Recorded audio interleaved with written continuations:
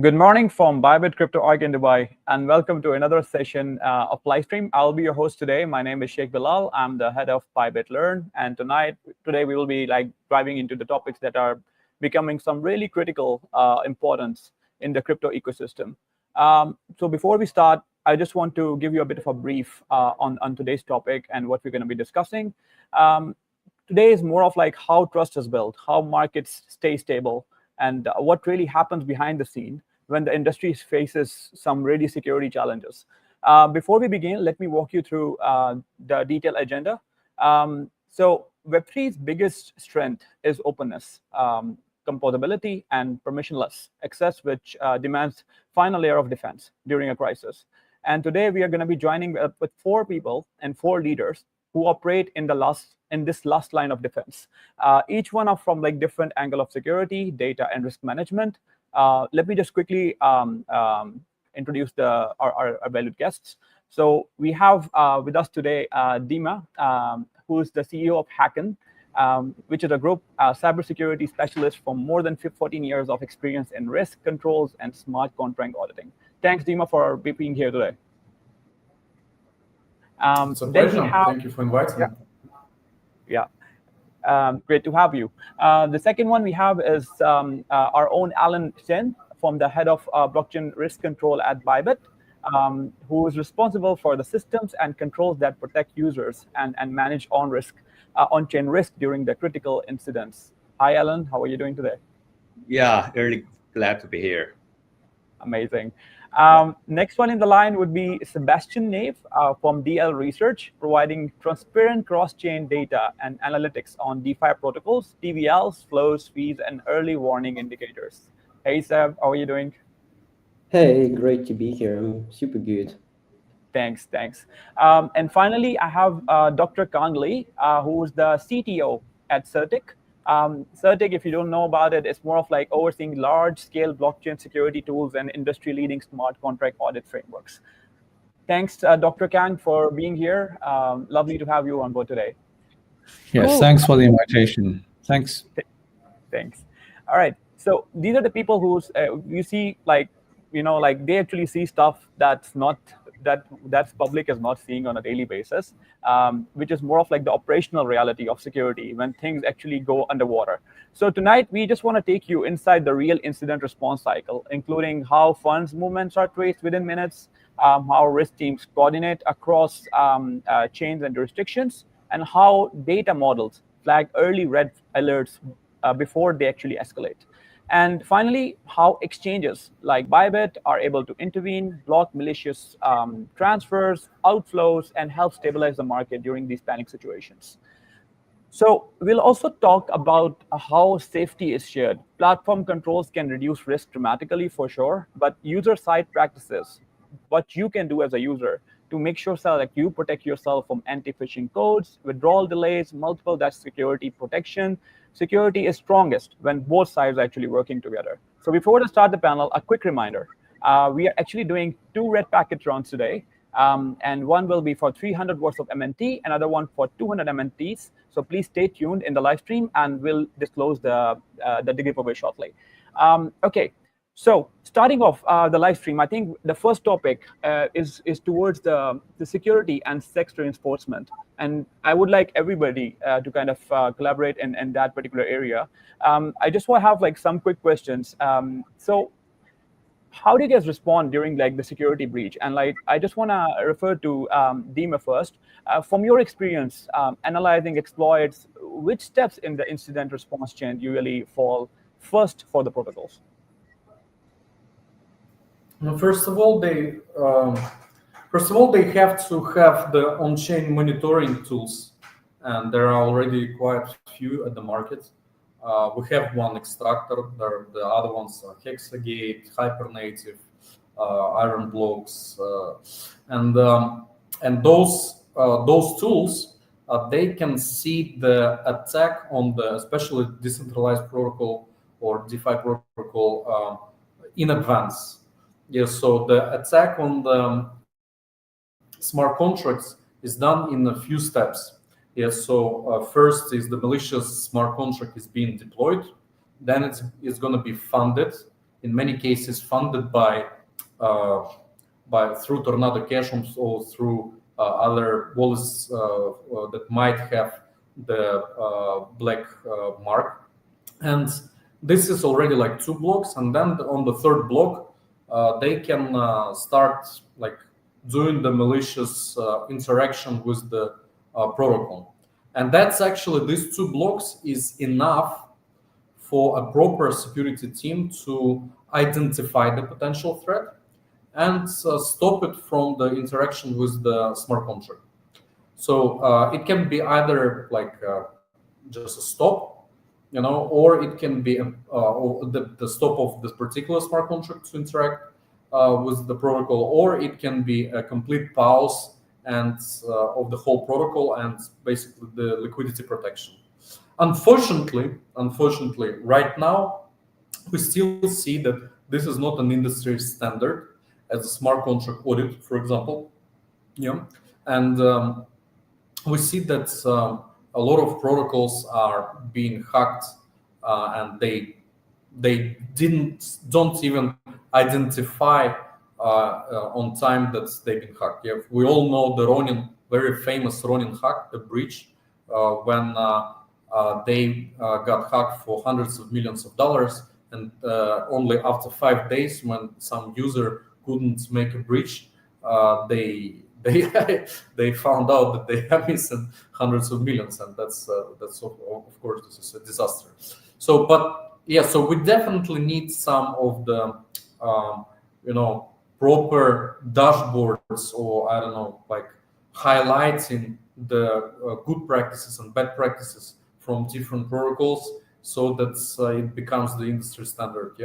But when it comes like, okay, if episode already happened, then of course there is a number of things that you need to do, and to be honest, the currently the hackers are few steps ahead of the industry, and in most of the cases, if you got hacked and the hacker was able to deposit crypto on let's say tier 2 exchange, in many cases he would have enough time to launder it and then have a clean crypto, and no one will ever catch him. So there is a lot of things needed to be improved in our industry. Completely agreed on that part. And I think like with emerging of the AI, I think attacks have been more automated, more large scale. And I think like it's getting more competitive and both ends, in terms of like seeing how what's getting wrong, and like also the people who are behind certain incidents in terms of executing those kind of attacks. All right. Alan, I just want to ask you, what's the most time critical part of an exchange response during an active exploit, tracing, freezing, or let's say coordinating in such events? Well, in my opinion, those 3 are probably not the most time critical part during the incident response. You see, usually during that incident response, we're gonna kind of go through 6 steps, including confirm attack first, right? And we're gonna stop bleeding, lock down, and find the root cause. And also, if we have find the root cause, we're gonna do the recover, go alive again, and later we're gonna tracing the stolen fund and recover, and of course after that is the communication things. So inside these steps, I believe the most time critical part is the stop bleeding. Actually, it's the second part, because like simply because it's what's down is down, right? The damage has been happened. You don't want to be worse. So the first thing is like you need to contain the situation and the damage to prevent further damage. And we usually execute some kind of pre-set up emergency moves, like transforming all the remaining funds from the dangerous wallet to a safe backup wallet, and turn off the withdrawals and shut down some service which we believe has been compromised by the hackers. Those things. Okay, right. Well, back to the tracing, freezing, and coordinating. Those three, I think, is in the phase 5. It all belongs to the phase 5. Usually, they are not the most time critical part during the incident response. But if everything is under control, we make sure like, oh, there's no other bleeding things.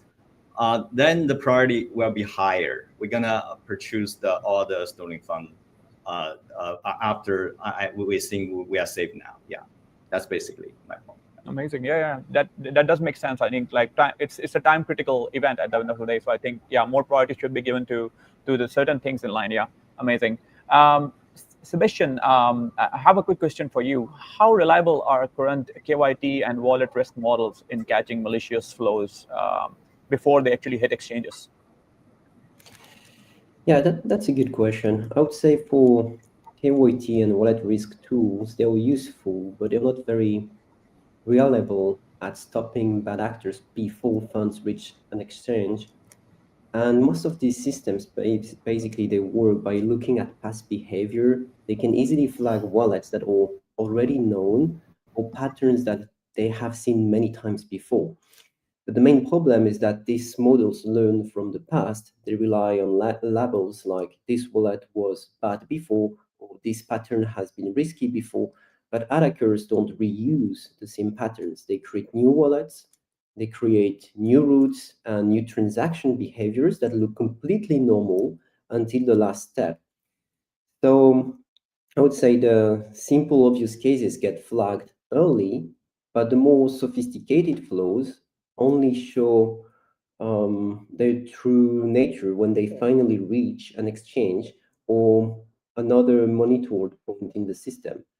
I think this is evolving with better ways of monitoring and catching malicious flows, but it is still something that the industry hasn't solved, like how to catch it before it reaches an exchange.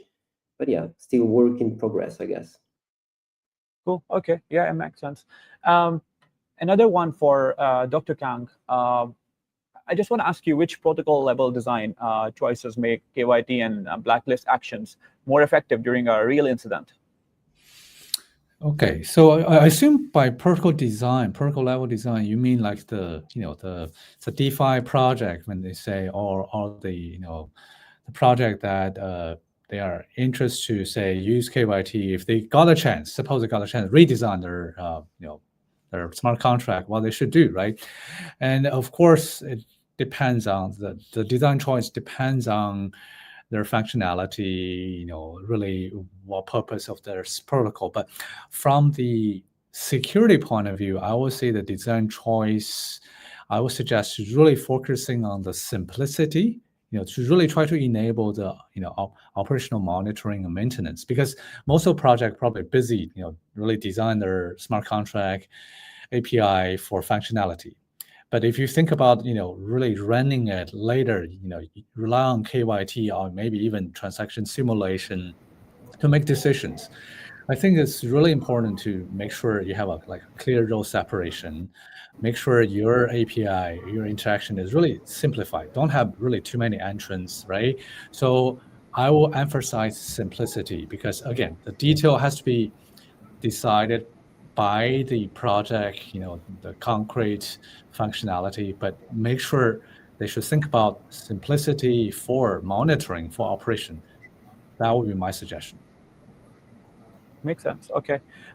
Right. Before we actually go to the next question, I just want to remind you guys that we are actually doing a giveaway today for 300 worth of MNT in trading bonuses for 150 existing users. You just need to trade at least $100 within the next 7 days to qualify that. So yeah, happy hunting, and we'll come back with a round 2 of a giveaway. So just stay tuned with us. Okay, going back, I have the next question for Dima.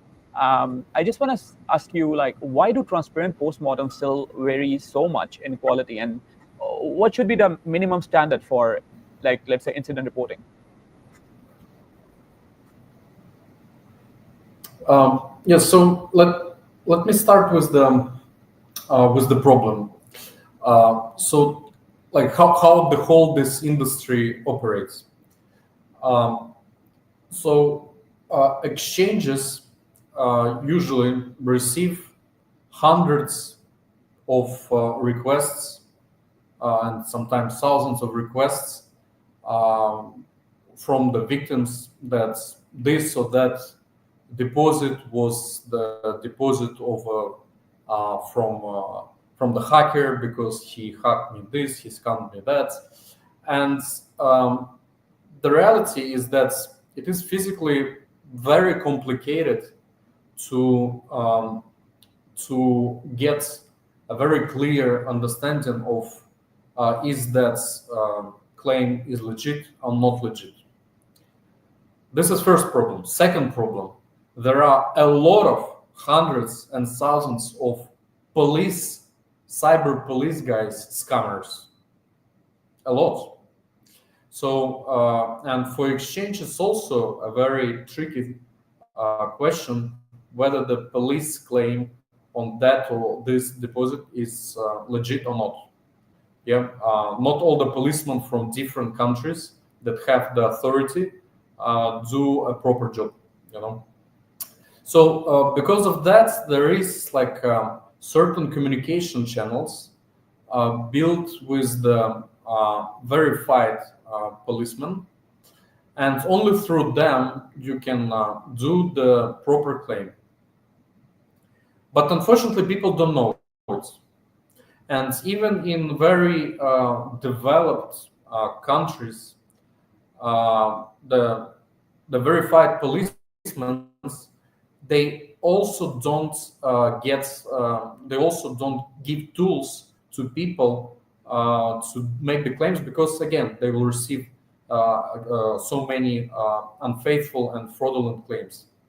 So the whole system doesn't work right now. Yeah, and in many cases you are not able to get even any response from the exchange, and especially because just the policeman claim, like even if you have a police report, the exchange usually just blocking your funds, blocking the funds if everything's fine. In many cases, it's already too late, and then the next step that you have to do, you have to win the court.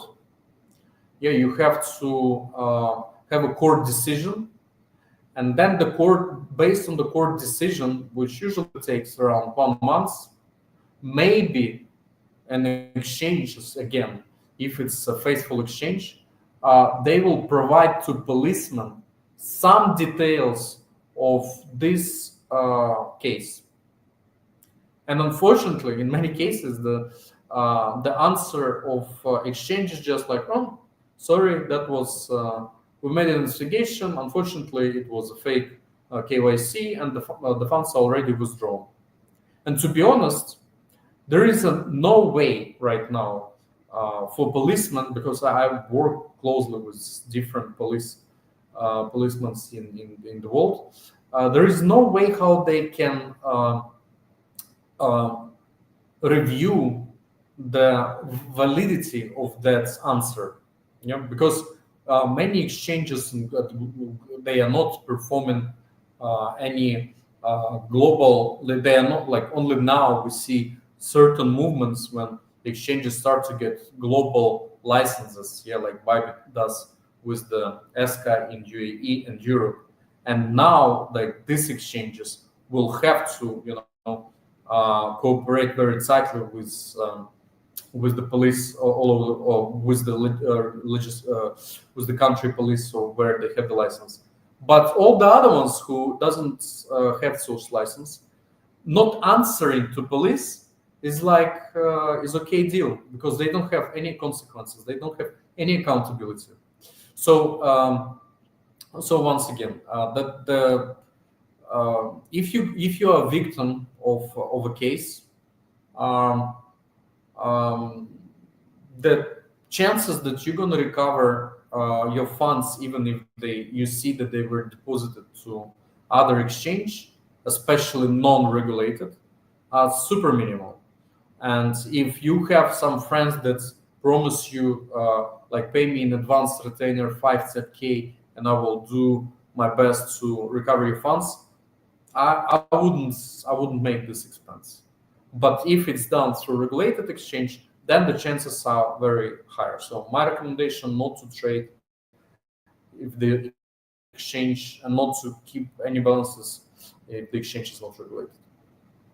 It makes sense. I mean, like, and I'm just wondering now. I mean, like, with all of this discussion, that like, what are these no KYC exchanges are going to be like? How a customer or the user fund would be processed in that particular scenario, which are unregulated and then precedented. Like, like the users, they can sign up, put in their funds, and then like something like this happens. How? And I think just to expand the last question, and I just want to maybe your feedback on that one. What do you say? When you sorry, when you walk down the Eiffel Tower in Paris, there are guys where you are that call you like, hey, play the game, like, where is the ball, under which cup, and you see that the other guys are winning, and they get the money, they are rich, they are happy, and then the other guys are winning, and you say like, I knew that it was in this ball, like I in this cup, the ball was there, and then you try your luck and say like, okay, I'm gonna do it, and of course you're not getting the right answer, and you lose money. So that's the same. If you want to play such game, then go to traded non-regulated exchange, non-KYC. Yeah. Okay. And the next one, I mean, like, and thanks for a lovely answer. I mean, like, really answers, I think, a lot of things there. Sebastian, what are the like, early data patterns minutes before the exploit happens on chain? I would say before an exploit shows up on chain, you have usually a few signals that appear in the data. They're very subtle, very difficult to track. But the first one is usually the attackers often prepare the wallets. So you can see in the address, for example, you get a small amount of funding, usually just enough for gas fees to initiate the first transactions. And these wallets, usually they have no history. Then I would say second, you see contract probing, which means that, basically the attacker interacts with target contract in a casual, harmless way. So testing it, checking the functions, trying to have failed transactions just to check how the system responds. And then the third thing I would say is there's often like quick movement of funds across chains. So a few tiny bridges, transfers, swaps that are happening between blockchains because the attackers, let's say, preparing the funds, the capital they need to do the exploit. So usually they do that in a fully decentralized way. So they just try to move the funds between chains. And then I would say you can see some changes also in how transactions are sent. For example, switching from a public mempool to private relays or flashbots. All these kind of patterns that will be different than usual ones. But of course, these are just hints. Like they do not prove that. Not because it's happening that somebody's going to hack anything. So it's just like some kind of behaviors that can be indicative, but anyone can do that. You can so it's not like you can really trust these signs to say, hey, an exploit is coming. Okay. And Dr. Kang, I wanna ask you because now, for instance, like blockchain is quite transparent. Yeah. People, whenever people refer to blockchain, they think one thing is more of like the transparency that comes with blockchain because everything is visible. I want to ask you, like, should protocols build automated like circuit breakers to slow down such attacks, withdrawals during such kind of exploits to ensure that minimal damage can take place? Yeah, I think for that question, should protocol build the pause or automatic break circuit breaker? I think my personal opinion is that the answer is obviously yes, but the real question I think is really how you build it without introducing another risk, right? Like as Seb and other guests already mentioned that our KYT our detection is not precise. There's certain ratio potentially you can have a misclassification. So for project, they certainly want to prevent attack, right? We want to pause. We don't want to have the pool being drained, but they also don't want to pause the execution because of some false alarm, which also hurt them. So then the real question is, how do they implement this so that they can have a mechanism reliably to do the pause and without introducing additional risk that being attacked because of that. But overall, I think they should definitely think about how to build a pause or circuit breaker into their functionality. And Dr. Kang, maybe if you can refer some past incident where a particular blockchain smart contract used such circuit breaker techniques to kind of maybe save some of the damage. Right. Well, if you just look at the recent one, the balancer one, right? There's a couple of chain, like for example, Sonic. Although there's a follow-up story about that, but at least on the chain level, they did something to stop. Right. There's also another. I forgot which application they actually burned the token, like they kind of did blacklist on the stolen money. So there are additional effort definitely happened even in this most recent balancer attack. I think it shows that the project and the blockchain or even the whole community are improving. However, there's no clear solution. I mean, there are a couple of vendors provide solution, but I don't think there is a universal solution that can be applied all the place. Okay, cool. Thanks for your answer. I'm going to move to the next section today for the live stream, and it's more of like the direction for the future. Like what will strengthen like the whole space and the whole ecosystem. And with that, I mean, like I have certain areas in mind that I want to discuss with all of you.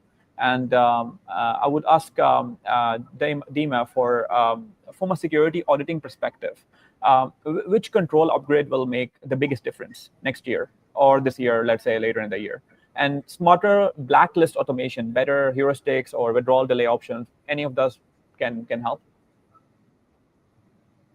I wouldn't say it's from security auditing perspective, but from the user security in terms of the funds recovery, the blacklist automation is critical, as well as the withdrawals waiting time. Yeah, so we know that like the biggest companies who are doing the KYT on transactions like the IML, they have like from 1 minute to sometimes a day when they are making a proper blacklist, and of course it's like super long, and they do it for different reasons. They do it because of dusting issue. So dusting means that when the hacker wants to execute an attack and he wants the IML company not to blacklist his automatically, he's sending similar transactions, similar amounts to very well-known public wallets and to his malicious wallet. So by doing that, he triggers the automated blacklists of the chain analysis or elliptic or whatever, TRM Labs, you name it, and then if they triggered the false blacklist of the legit wallet, it can cause certain problems because some wallets might be blacklisted in many different exchanges, and they will not able to execute certain trades, and because of that they can lose some of the money. And there were already cases when such companies got a legal lawsuit from those traders when they claimed that these guys, because of you, we lost some opportunity and we lost money, and you have to own us this money because your angels did a bad job. So because of that, they are so slow. So the solution is that all the exchanges, I don't know, should have a consortium, I don't know, alliance, whatever, and they should have trusted parties that are doing a very prompt job on the blacklist verification, and exchanges and all these parties are taking risk to have this automated blacklist notification to everyone who is in this alliance. And this risk is for the benefit of the users, of the people, but unfortunately we don't see it. But so hopefully, as answering your question, in 1 year time we will have such things. But of course the delays of withdrawals, like I think yes, it might be uncomfortable for someone to wait 10 minutes for withdrawal after they deposited some cash, but I think even 3 hours or 4 hours is okay withdrawal limit time, especially like if you just deposited money, yeah, if you're a legit trader, what is the reason why you want to withdraw it immediately? Yeah, okay, you can answer that some of the traders use exchanges as bridges, but okay, can those exchanges offer the product of decentralized bridge so that they are not doing the deposit withdrawal? Probably yes. Yes, so I think withdrawals delayed time is a must feature for most of the exchanges who want to operate in legit way.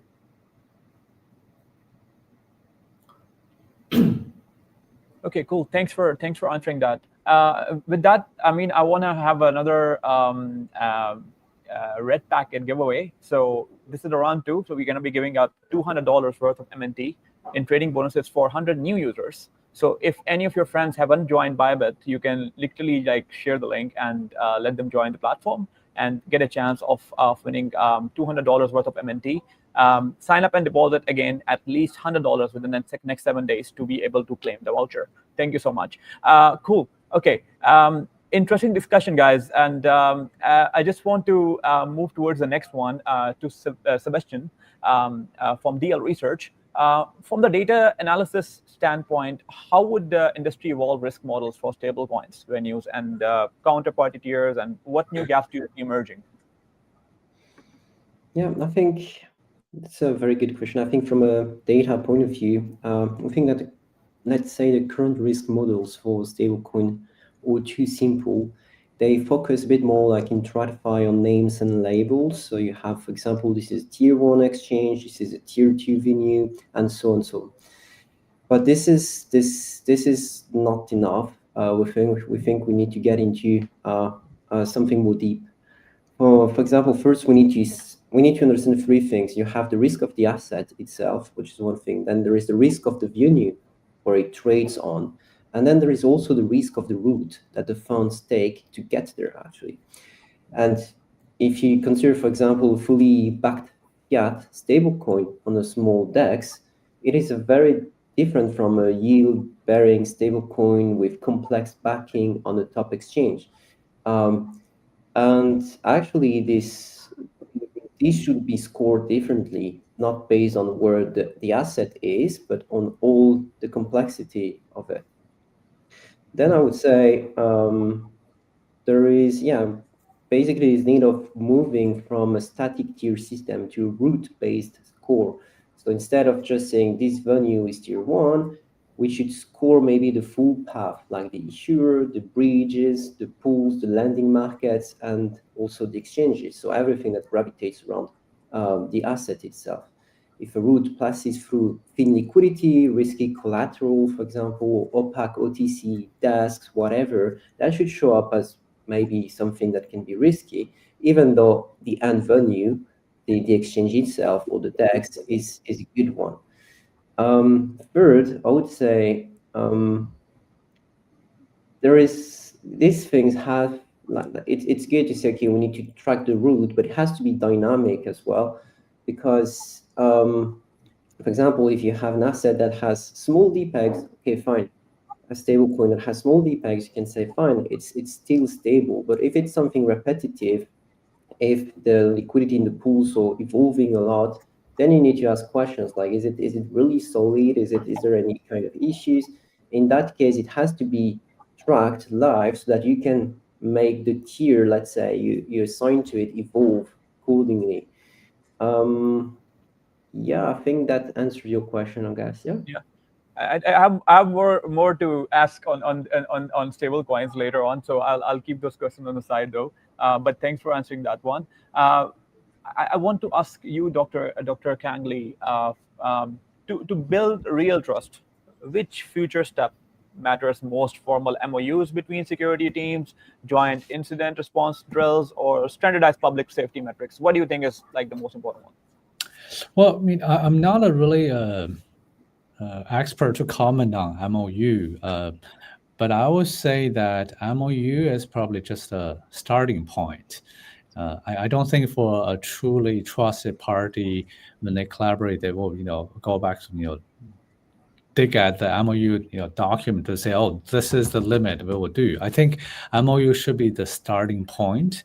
And for a project and a security company to collaborate, I think it's important to really have a trusted channel, and also make sure the intention, action are well documented, and they can have a candid, explanation. Like, for example, if a security company are not sure certain things, it's just simply, state it clearly, say, oh, we think there may be something, but we don't know. Then, right. So if there, and if it's the communication has really become collaborators, to able to candidly, exchange message, I think that's will help the project and then the collaboration, to go more smoothly and more efficiently.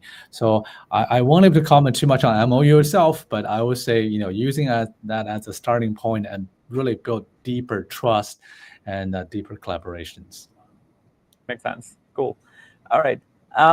Cool. Thanks for your lovely answer, guys. And I just want to move towards the next section. And this one is more of like, it's pretty much, I will be transferring the floor to Dima.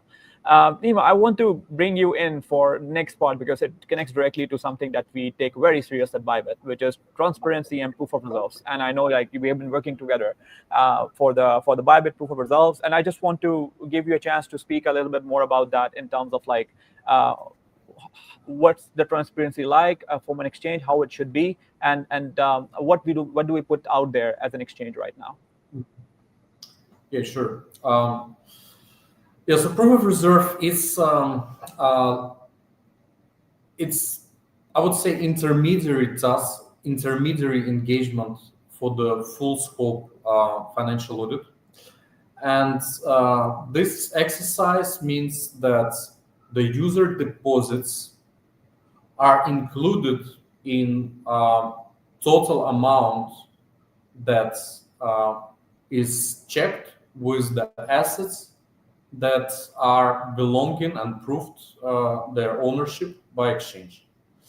A lot of exchanges, they cannot do proof of reserve simply because they are not exchanges.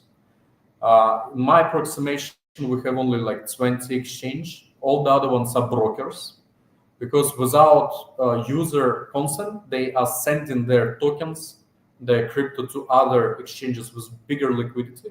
So to mirror it and to have like like to see how big are our order books and volume, which is absolutely false and bullshit. So so yeah, not just maybe like 20 exchanges right now in crypto are doing the proof of reserve. However, there is a roadmap for transparency, and I would like to say that the financial audit of the proof of reserve, it's only about the user deposits, and we cannot verify whether there are some other liabilities, some other loans from other counterparties. And this is usually can be picked up during the proper financial audits on consolidated global platform. So so yeah, this is definitely the future for exchanges.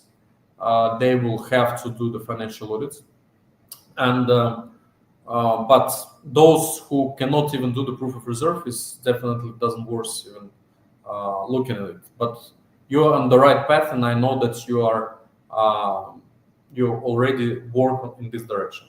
What I also want to say, what we as an industry, we also need a layer of transparency on internal controls in the exchange. And this is something that we all didn't see during the October liquidation red day. Yeah, when we got 20 billion of liquidations, and there was not a single exchange who approached a third-party auditor to verify did they make money out of it or they lost with everyone, and whether those liquidations were fair or not.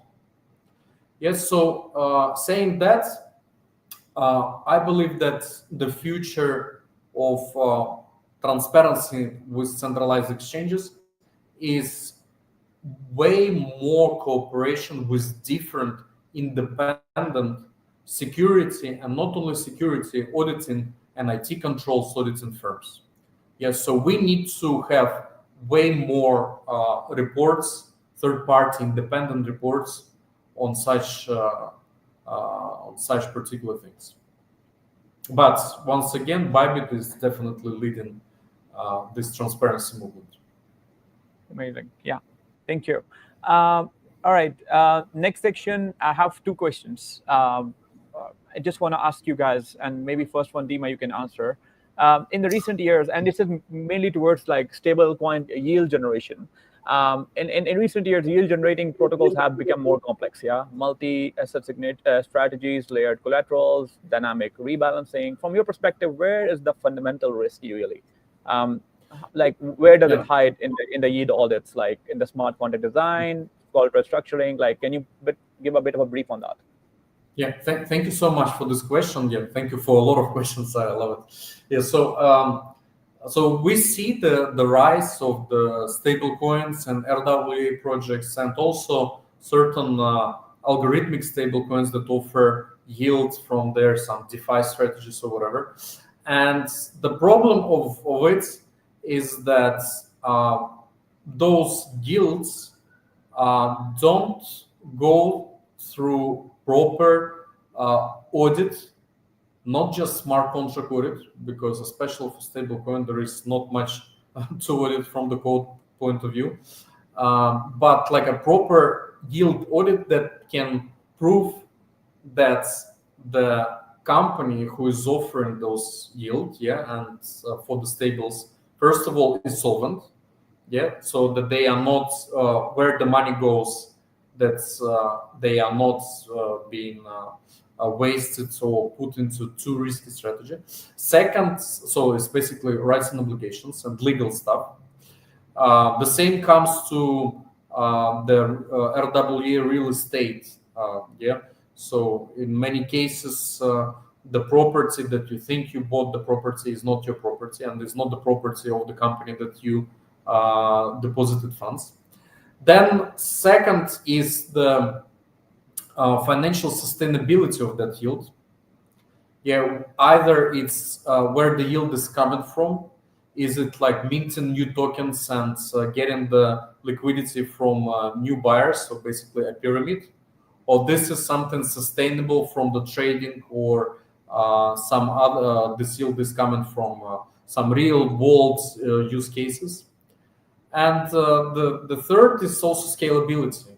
Till what size of the protocol this percentage of the yield can be sustained in that value.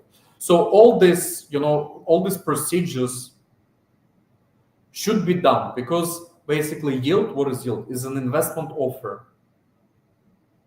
If the projects who are like proposing the yields, like in exchange of the stables or other crypto deposits, want to get trust from the community, again, they should get third-party validation from a reputable firm who will dig deeply into the whole mechanic of those yield. The firm should not be disclosing information on the business know-how, but it should be sure and should also put their reputation that yes, this yield is stable, it's a low risk. You can put your bitcoins there, and you will receive a return. So this is a missing part in our industry right now, and I would really want to see biggest RWA projects and stablecoins like start doing proper yield audits. Financial audits is not the right term because it doesn't have. I would like to hear the new term, yield audits, crypto yield audits. Makes sense, and I think it's super cool because again, at the end of the day, I think it makes it much more safer and transparent for the users, whatever blockchain they're using and whatever stablecoins they're using. Sebastian, I want to ask you a key security difference between algorithmic stablecoins and asset-based stablecoins. And like from a security perspective, which design is inherently stronger, which is more prone to break down under stress? We have seen some episodes, Terra Luna, stuff like that. So, I mean, I just want to ask you, like, what's the difference here? Yeah, I think I'll keep it short, but you have like two different classes that rely on two different things. With asset-backed stablecoins, they usually rely on real reserves held with custodians. So the main risk you have, they're more operational, let's say. So you have the custody, you have the banking partners, you have the mint and burn processes, governance decisions, all these things that will tie to the operationals, the operations of the stablecoin or the entity behind it itself. In that case, usually the smart contract is pretty simple, which means that most of the risk can be audited, monitored, and controlled. With algorithmic stablecoin, though, usually you don't have the reserve that we said, the cash reserve, whatever kind of reserve. Instead, you rely on incentives and market behavior. So the stability depends on the confidence, the liquidity, and the belief you have in the mechanisms that is underlying, that is behind the stablecoin. So even if the code is perfect, the issue you can have is really on the mechanism itself, like how the peg is insured into the stablecoin. And usually when you have stress in the market, when you have a loss in confidence, when you have like certain patterns in behaviors, like for example, everybody exiting the market, this is when you have stress on algorithmic stablecoins, and then the mechanism can maybe break at some point. And here, you can't have audits here. You can't rely on audits because it's really tied to the mechanism that is behind the stablecoin. So, yeah, I think that provides an answer here. Okay, makes sense. Okay, I want to give you guys, each one of you, the floor for like a quick take and in the next year, like upcoming plans. I wanna ask Hackton, I wanna ask DL Research, Certic, what's the plan? And I want to also ask Alan from Bybit, what are the upcoming plans? So maybe start, and quick ones. I mean, like this can be like a quick takeaway here. Like what you guys are planning. What's exciting 3 things or 1 thing or 2 things that you're planning for the next year? Starting from Dima again. Yeah. So basically, we see the decline of companies building complicated L1s, building complicated smart contracts, and to be honest, it's something that is okay. Yeah, our industry is changing.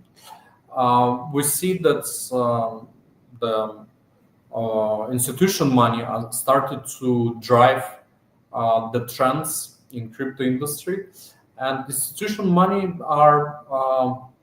wants their level of readiness of the products So if you're a builder, be prepared that a smart contract audit of your token is no longer enough to be trusted.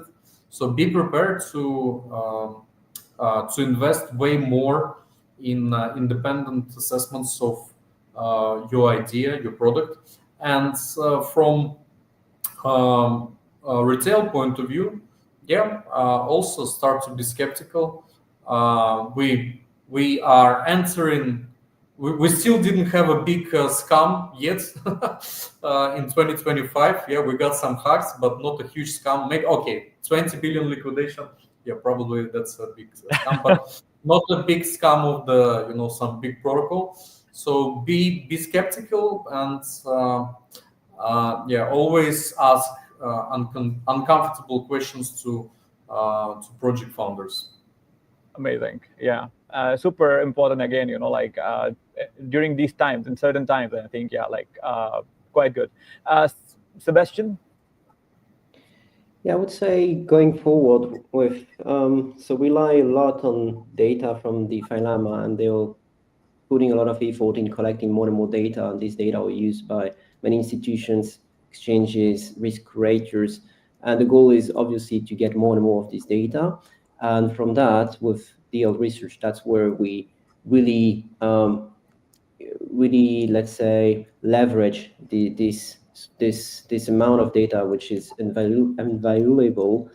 And the role is with this data is to keep pushing education, high quality research for entities, for protocols, for exchanges. We want to help them understand what the data is really telling them, how to anticipate them, how to anticipate problems, how to read this data, and to advise them in the best way possible. And this is something we've been doing, and we keep going with it. Yeah. Amazing. Dr. Kang, do you want to also share something? Yeah, so we have a couple things going on, but let me just pick one. We spend quite a bit of effort just try to enable operational security for institutional. Like exchange probably already have lots of internal control, but they did not make this public. And then for lots of institutions, they come in, they have their own custodian. They run all the user management by themselves, but their security team don't know what to check. So we are actually building lots of manual policy checking point for their security team to say, okay, in order to run you're like a digital bank or close to exchange, what do you need to do, right? And what your security team need to check, what do you need to test, how do you do a drill, right? So we actually try to make it like more policy to available to institutional. And I think also the whole industry, if some exchange wants to make some of their practice public, that probably will be also beneficial. But we are spending lots of effort try to enable operational security. That's one of the major effort we're doing now. Makes sense. Finally, Alan, what are we up to at Bybit?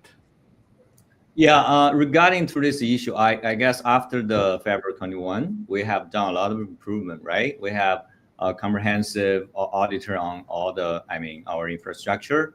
We have built a multi-layer asset protection with a lot of different, hardware technology like TE and HSM and everything. And we also build a comprehensive, monitoring system to say all the money gone. Is there any abnormal things happen? Also, we have 24/7 standby instance response team for what happened, right? So this is what we have done. And I guess for the next year, I guess we need to emphasize, to enhance this part, to make this part more stronger. Besides that, I think we should build something related to AI model, right? We need to become more efficient. So I guess the one thing is we kind of planning to build a threat prediction to analyze all the historical attack pattern to say what happened before and hope we can find some earlier warning signals after all the things. And also we kind of, if we can, use those models to help us to reduce the, to increase our efficiency of our security operations center, right, SOC, to reduce all kind of noises, and maybe help people to find some hidden pattern in the data, and think and speed up every responsible what we can do quickly and precisely. So I think that's two things right now on our mind. Yeah. Amazing. I mean, here at Bybit, like we take security quite seriously, and I think we work with all of these leaders in the industry, as you can see, and also being very transparent with all of these information for institution, retail, and all the other customers or users. They want to explore and learn about what's happening out in this particular space of security. All right. Thanks, everyone. It was wonderful speaking with all of you. Thanks for being with us today, and thanks for each one of you to making so much time and answering to some of the extensive question list that I had for today.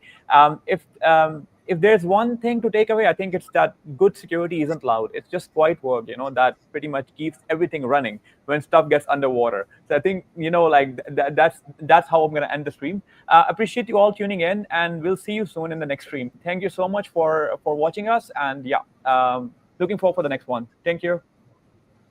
Thank you. Ciao, ciao. Bye. Thank you. It was great. Bye. Thank you. See you.